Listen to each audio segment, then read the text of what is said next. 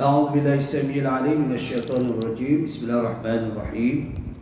الحمد لله رب العالمين والصلاة والسلام على رسول الله وعلى آله وصحبه ومن تبعهم ووالاه. سبحانك لا علم لنا إلا ما علمتنا إنك أنت العليم الحكيم. اللهم افتح حكمتك وانشر علينا من غداء رحمتك يا أرحم الراحمين. ربي يسير ولا تعسر وتمم بالخير.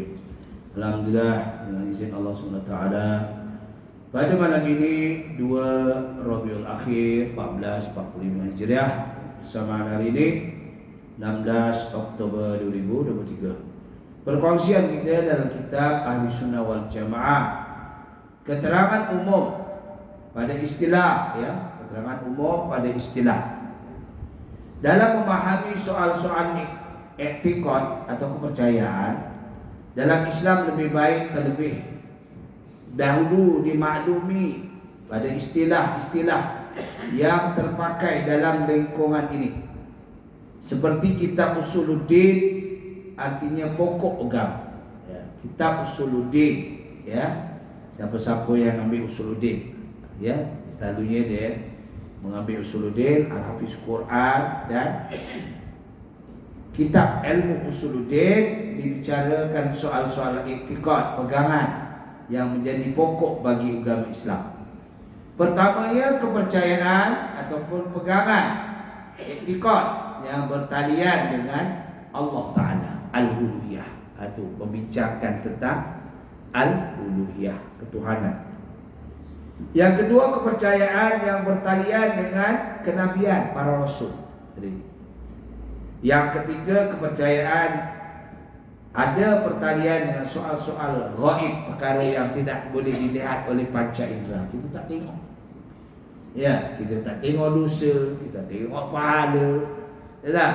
Kalau orang nampak pahala, ramai surah ni. Tak segini sebab dia tak nampak pahala.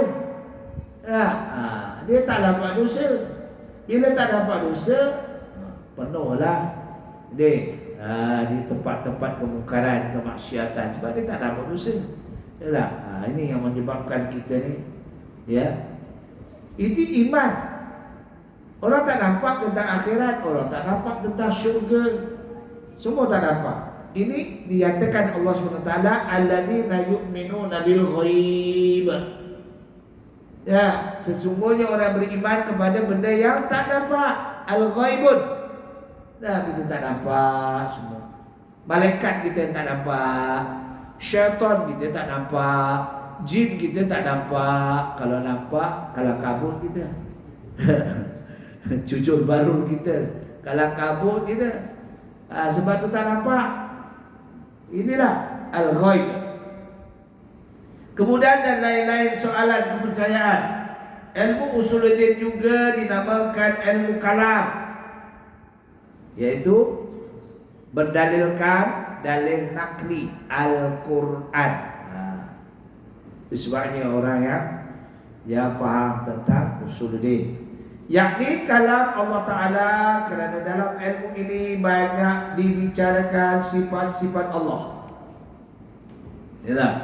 Kalau kita sekolah agama, masuk kafah kan, guru akan ajarlah Allah wujud kidam baqa mughalafatu lil hawadisi qiyamu binafsi wahdaniyah qudrah iradah ilmu hayat sama' basar kalam. Inilah yang diajarkan di sekolah-sekolah. Cucu kita hafal tu.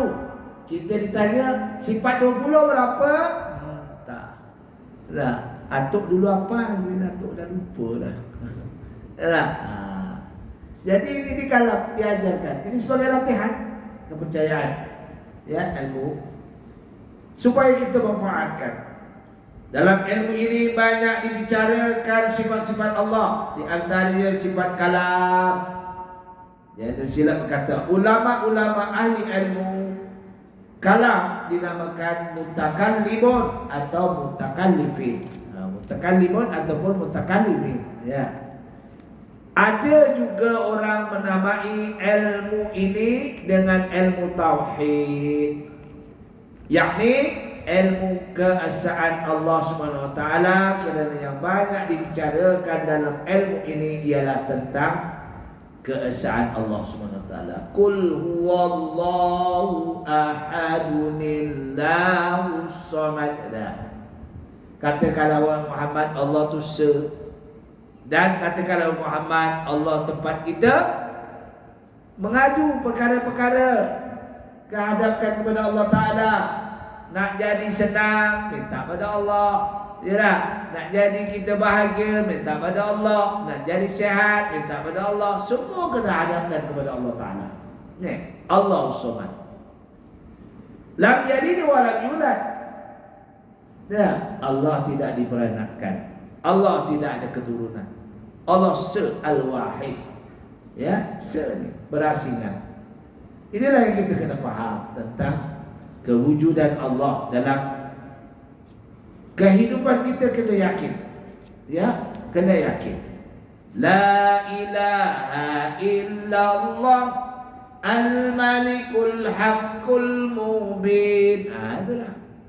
Tiada Tuhan yang disembah kecuali Allah.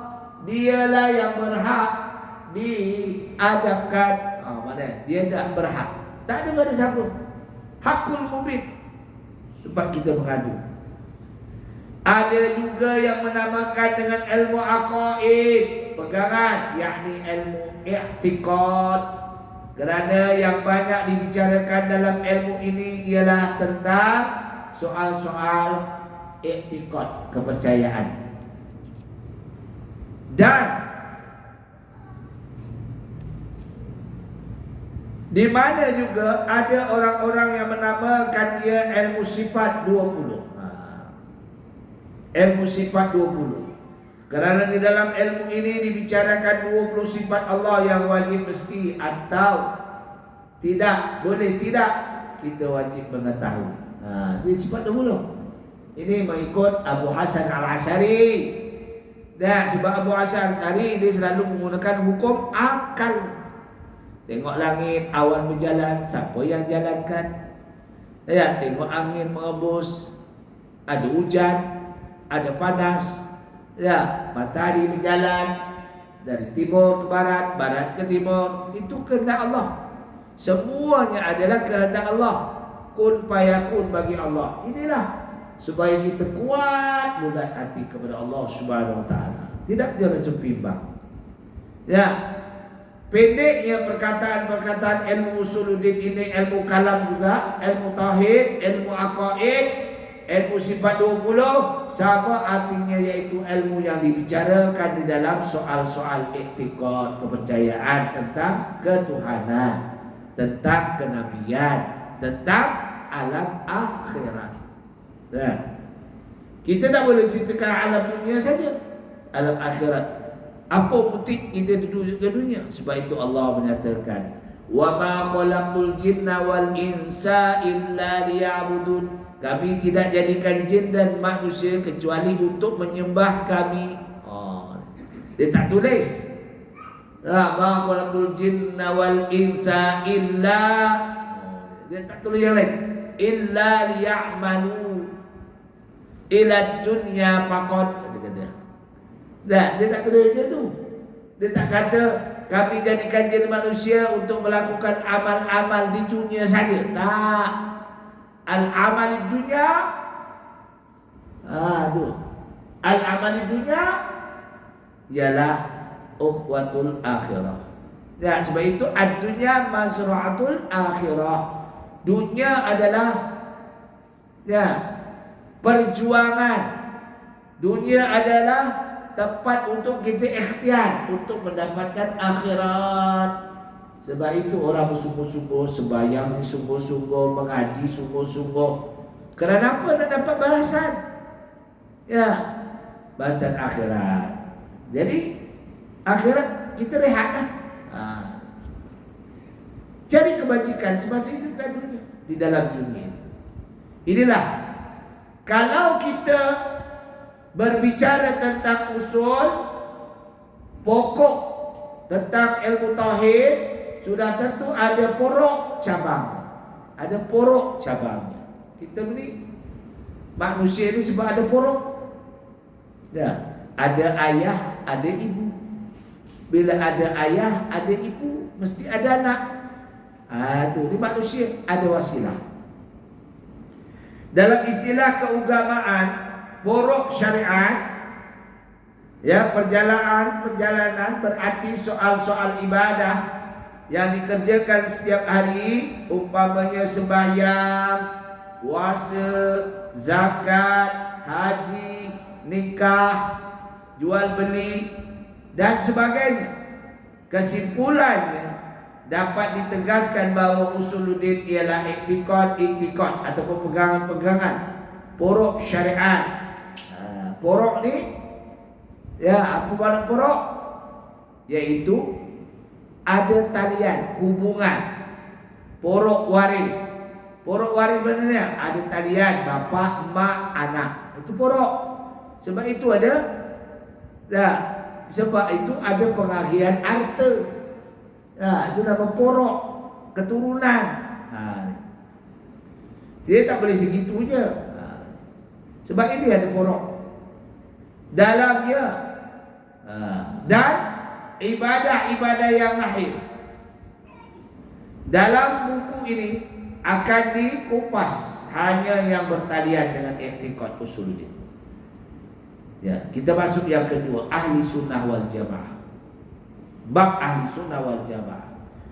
Ahli sunnah yang jamaah ialah penganut sunnah Nabi. Senang. Ahli sunnah wal jamaah itu penganut sunnah Nabi, berpegang dengan kaedah kehidupan cara baginda Nabi Muhammad sallallahu alaihi wasallam, berpandukan Al-Quran dan hadis. Ini yang penting. Ya, jelas kita, ya, dalam kita kehidupan kita. Arti wal jamaah ialah penganut pegangan sebagai i'tiqad jamaah sahabat-sahabat Nabi. Nah, penganut sunnah Nabi, i'tiqad iaitu jamaah penganut perjalanan bagi i'tiqad jamaah para sahabat Nabi. Itu kumpulan ahli sunnah wal jamaah, kaum yang menganut i'tiqad sebagai i'tiqad yang dianut oleh baginda Nabi Muhammad SAW dan para sahabat baginda. I'tiqad dan sahabat-sahabat itu telah termaktub dalam Al-Quran, dalam sunnah baginda Rasulullah SAW secara berasingan,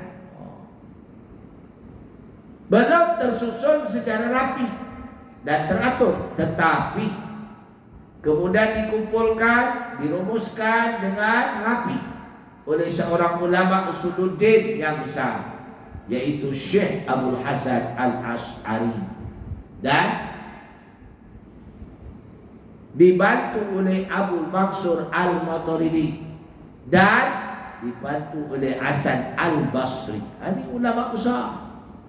Ketika itu kecoh, kecoh kerana ada yang berpandukan kepada pahaman Mu'tazilah. Nanti diceritakan apa dia Mu'tazilah. Kenapa Mu'tazilah itu diharamkan, tidak boleh guna pakai.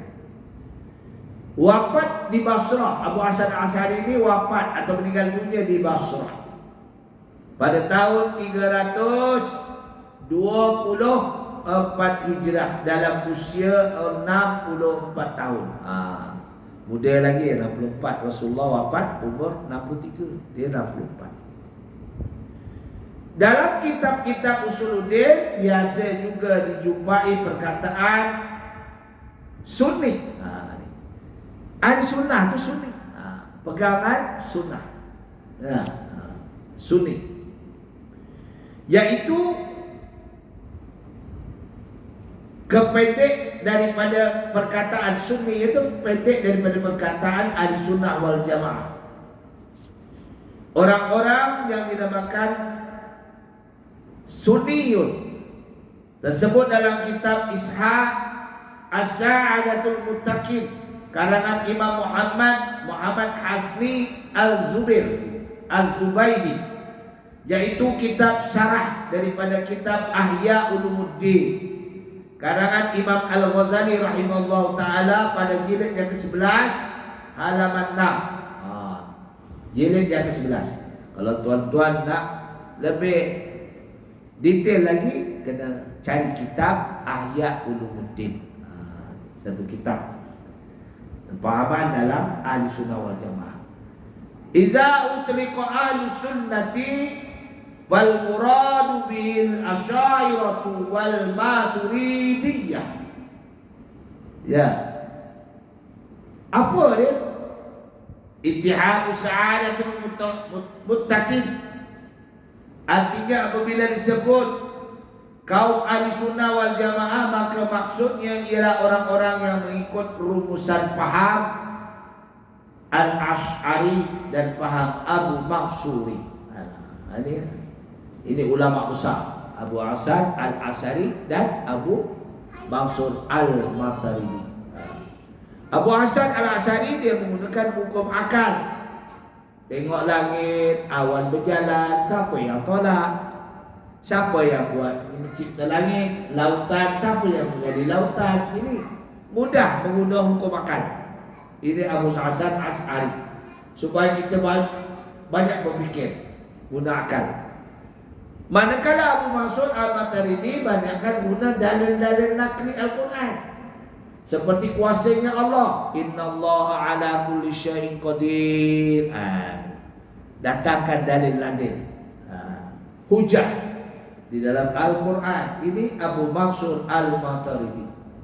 Walaupun Abu Mansur Al-Maturidi adalah anak murid kepada Abu Hasan Al-Ash'ari, tapi dia lebih komitmen di dalam dalil-dalil nakli Al-Quran.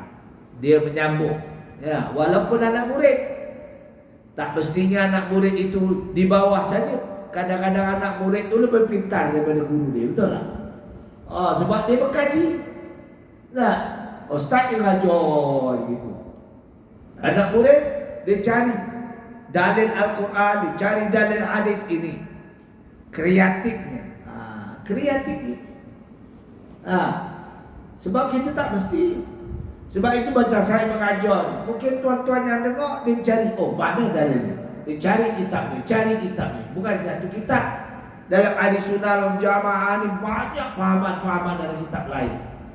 Ni supaya kreatif, berusaha supaya faham tentang apa di ahli sunnah wal jamaah. Sebab itu kita di Malaysia ini diutamakan pegangan. Sebab pegangan ahli sunnah senang, ikhtiariyah ba'da ikhtiar, tawakal tu ada Allah. Itu berusaha dulu. Kita nak dapat kejayaan mesti berusaha. Ya, tak adalah kita setakat itu saja. Ya, kena berusaha. Kita nak jadi orang senang, kalau kita berusaha masa muda, betul tak? Masa kerja kita simpan, jaga ekonomi dia. Nah, jaga keuangan kita, keluar masuk duit berapa. Itu kena penting. Kita belanja berapa. Itu. Sebab itu kena penting. Kalau tidak, macam mana kita nak dapat rumah? Tu tuan-tuan. Boleh kita kerja. Ya, kalau pergi jumpa bank Islam pun, dia tengok umur kita berapa. Kalau umur 60, boleh ke buat pinjaman bank? Taubat lahu, tak dapat. Dia tengok atas, tengok bawah, tengok atas, tengok bawah. Dia tanya, ada anak tak? Anak tak ada. Dah besar semua, dah kahwin. Ada cucu tak? Tak ada cucu lagi. Nasab kita. Minta dijamin. Baru boleh kita buat pinjaman. Betul tak? Ini duniawiyah. Tak boleh kita main-main gitu, tak boleh. Ini duniawiyah. Sebab itu kena dalam kehidupan kita, apa pun saja kena mesti ada ikhtiariyah. Mengikut ahli sunnah wal jamaah. Baik. Siapa dia Abu Mansur Al-Maturidi? Kita tahu Abu Mansur Al-Maturidi itu siapa? Diterangkan dalam kitab ini. Abu Mansur Al-Maturidi ialah seorang ulama usuluddin. Kepahamannya dan iktikad hampir sama dengan Abu Hasan Al-Ash'ari. Beliau wafat di sebuah desa yang bernama Mataridi. Di satu tempat namanya Mataridi. Apa namanya? Di Sumarkanda. Tu nama kampung lah. Namanya. Itu satu tempat. Dan usia tengah tahun dia hanya muda lagi ni umur. Dia tahun 333 Hijriah. Terkemudian 9 tahun dari Abul Hasan Al-Asy'ari sesudah menjadi adat kebiasaan dalam dunia Islam bahawa hukum-hukum agama digali dari Quran, dari hadis. Ini Abu Hasan Al-Asy'ari, rajin Abu Mansur Al-Maturidin. Dia kaji. Allah. Ya. Contohlah Imam Nawawi. Imam Nawawi itu menegur Raja Mesir. Ada yang ditegur tak terima, dipenjara 10 tahun. Dalam ni 10 tahun dan boleh menyusun hadis. Matan Arba'in, banyak lagi hadis-hadis yang disusun yang disusun dan riwayatkan daripada Imam Nawawi rahimahullah taala. Orang dulu tak macam kita. Betul? Kita sekarang ni kita fikir siapa yang dipenjara jadi alim. PM kita ni masuk penjara, dia menghafal banyak. Jangan main-main, hafal banyak tu. Dalam duduk penjara, apa nak buat? Dalam penjara sorang-sorang ambil Quran, ambil hadis, menghafal lah. Tu. Sebab itulah kita tak tahu. Sebab kita tak tahu perjuangan seseorang tak sama. Sebab itu baru-baru ini bagi penerangan tentang Islam Madani itu macam Malaysia Madani itu perjuangan Madani itu mengikut cara Madaniyah. Kita ni kadang main kutuk aja, tak tahu itu salah, ini salah, tak ada. Jadi kita terima. Sebablah bila kita sebagai menerima tauliah dibagi penerangan, dikumpulkan semua bagi penerangan, jangan cakap tak tentu. Ada wasilah perjuangannya. Kita ni tak mudah kadang-kadang kita mudah menghukum seseorang. Jangan. Seseorang tu kadang-kadang lebih bijak daripada kita. Sudah menjadi adat kebiasaan dalam dunia Islam bahawa hukum-hukum agama yang digali dari Quran, dari hadis oleh seseorang imam, seorang pemimpin, maka hukum itu dinamakan mazhab. Hukum itu dinamakan pegangan. Sebab kita belum faham mazhab yang boleh kita pakai. Sebab itu kita kena faham Rasulullah SAW. Kita jangan menghukum seseorang. Ada orang sembahyang Allahu Akbar, letak di atas pusat, bawah dada. Ada orang sembahyang Allahu Akbar, letak atas dada. Ada orang sembahyang Allahu Akbar, letak bawah pusat. Yang itu faham salah. Jangan. Itu sebabnya orang alim ulama dia tak tuduh macam-macam. Pernah Rasulullah SAW sembahyang letak di atas dada. Pernah. Ini dia pahaman mengikut pahaman siapa? Imam Maliki, Imam Hambali. Kalau kita tengok orang pergi di Mekah, dia sembahyang Allah di sini kan. Ada yang Allahu Akbar letak ke bawah. Ada orang sembahyang Allahu Akbar tapi taklah sampai Allahu Akbar tu gitu-gitu, tak ada lah.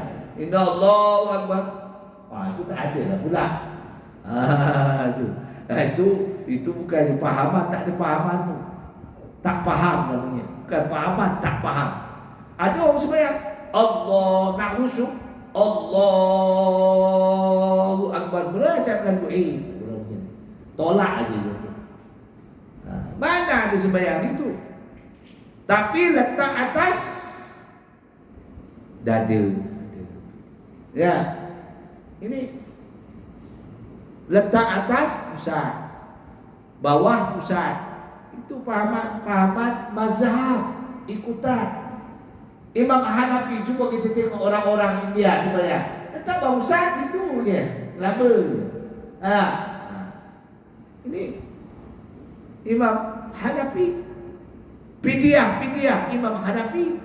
Bayar pidyah kan, ganti Imam Hanafi.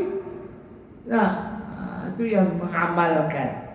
Kita ni tak ada benda ni, kadang-kadang kita tak belajar. Apa ni bayang tu? Apa ni? Dah.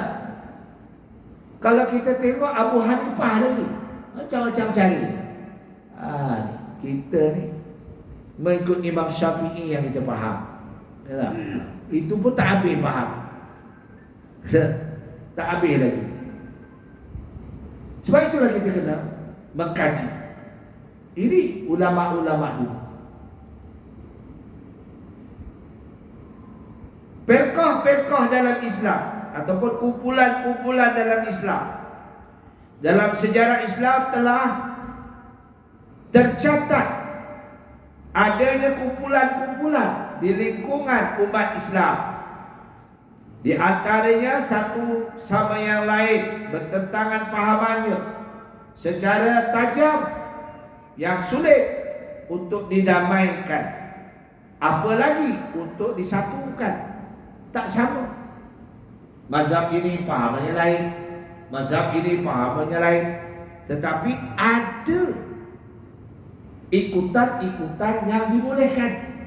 Kita mengikut Imam Syafi'iyah, ada yang itu mengikut Imam Hambaliyah, Maliki, Imam Hanafi, ya, dan Abu Hanifah, banyak lagi. Inilah kumpulan-kumpulan yang mengikut syariat yang dibolehkan dalam Islam. Hal ini sudah menjadi fakta dalam sejarah yang tidak dapat diubah lagi, dan sudah menjadi ilmu pengetahuan yang termaktub dalam kitab-kitab agama, terutama dalam kitab-kitab usuluddin. Siapa yang membaca kitab-kitab usuluddin akan mendapati di dalamnya perkataan Syiah. Dia berlaku Syiah. Itu ni. Perkataan Syiah, perkataan Khawarij. Siapa dia Khawarij? Mu'tazilah, siapa yang memegang peranan Mu'tazilah?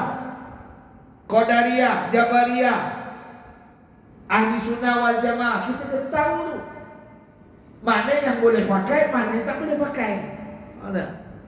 Jangan jadi pak turut. Kena cari.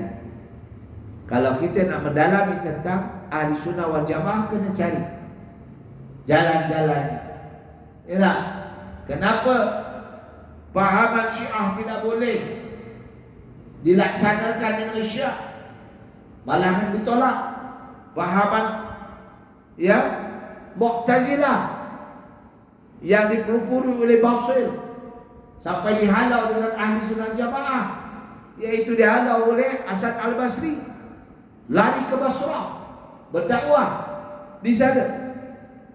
Kerana ajaran ini ajaran yang tidak sesuai dengan Ahli Sunnah wal Jamaah, ajaran yang membawa kepada keruntuhan iman.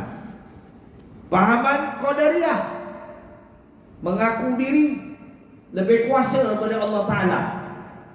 Pahaman Jabariyah menyerah diri kepada Allah, tak mau kerja. Alah, nasi segantang takkan jadi secupak. Ini mati ya hidup macam ni. Nasi segantang tak jadi cepat. Itu yang jadi penganggur, tidur pukul 10 pagi baru bangun. Cuma sarapan-sarapan dari NGO tu pemalas. Betul? Saya ingat di Malaysia ni tak ada orang tu. Rupanya banyak di Malaysia. Banyak. Tapi Ahli Sunnah atau Sunni adalah pahaman yang diterima. Sebab kita ni berusaha, bekerja, masa badan sihat. Carilah ekonomi kita macam mana. Pelupuri, simpan keuangan, ekonomi jaga. Kalau dah usia 60 tahun baru nak kerja, memang pening kepala. Ini ahli sunnah wal jamaah. Ikhtiariyah ba'da ikhtiar, tawakal ala Allah. Ini umur 60-70 baru nak bisnes. Bisnes apa? Nak bisnes dulu. Umur 25, 26. Semangat, badan kuat, betul tak tuan? Umur macam ni kita, balik dah ngantuk lah. Jangan kata tuan saya sendiri balik dah kuat, nak tidur. Itu sebabnya saya boleh, tugasan saya untuk bercakap, berdakwah saja. Kalau saya nak cok buah kelapa sawit, hapus. Bukannya saya angkat buah kelapa sawit jatuh kepada saya. Dah tak mampu dah. Itu satu bukti. Ini satu bukti. Saya dah cuba. Kodot balik umur 55 dari Brunei Darussalam. Ambil lepas rumput, beli tu lepas rumput yang special tu. Yang pakai apa semua pakai mesin. Rupanya kita lama tak kerja, bila buat kerja macam tu, memang makan pun tak sampai. Tangan keras. Makan nasi terpaksa isteri suap. Tak sampai. Tak sampai. Urat-urat cegang semua. Cuba kita kerja daripada muda. Tentulah boleh kan? Ini tak boleh. Jangan nak cakap sombong lah. Kereta umur kereta tahun 91. Berrepair semua, cantik, aircon bagus. Nak mengejar umur kereta yang model tahun 2023. Mampus kita nak kejar. Tak boleh. Kapreta dia kena injection. Satu injection. Kapreta kodok. Habis. Tak sama. Upama kita lah. Saya tanya abang. Kalau abang ada cucu tak? Abang cucu lari, abang boleh kejar. Tobat lah tak boleh kejar. Itu fakta. Dalam kehidupan kita. Baik. Jadi terang, Sunni, Mujasmat, Bahaniyah, Ahmadiyah, iaitu Wahabiyah dan lain-lain dan sebagainya. Umat Islam khususnya yang berpengetahuan agama tidak heran melihat dan membaca hal ini, kerana baginda Nabi Muhammad SAW sudah mengkhabarkan pada satu ketika nanti pahaman ini akan timbul. Betul tak? Pahaman apa? Syiah timbul. Di Malaysia banyak Syiah. Ikut sana. Kadang-kadang pening kepala. Malam 10 Muharram dia pukul badan dia. Apa sakit, luka badan dia pukul sendiri. Pukul badan, menangis-nangis. Kadang-kadang Islam tak suruh gitu. Wala tulqu bi aydikum ila tahlukah. Jangan campakkan kebinasaan diri kamu. Ini pukul badan. Ini kadang-kadang benda yang tak bersabar. Dah esok ngantuk. Dah pergi sekolah, melanggar kayu, melanggar macam-macam. Dah tak tidur. Pukul badan, luka. Apa sebabnya? Saya tanya kenapa kau pukul badan? Rasa duka cita kerana tidak boleh menyelamatkan Sayyidina Husain bin Ali karramallahu wajhah. Itu kasih dulu. Kita ni zaman apa? Jadi itulah pegangan. Mudah-mudahan banyak terdapat pahaman ini yang timbul. Jadi kita berpadukan kepada hadis Rasulullah SAW supaya kita berpegang teguh dengan firman Allah yang dikatakan dalam hadis Rasulullah SAW, taraktu fikum amrayni ma tamassaktum bi imanan tadul abada, kitabillah wa sunnati Rasulullah. Berpeganglah kamu dengan Al-Quran yang kutinggalkan kepada kamu dan hadis, supaya kamu tidak akan sesat buat selama-lamanya. Aku li qouli hadza astaghfirullahaladzim wa lakum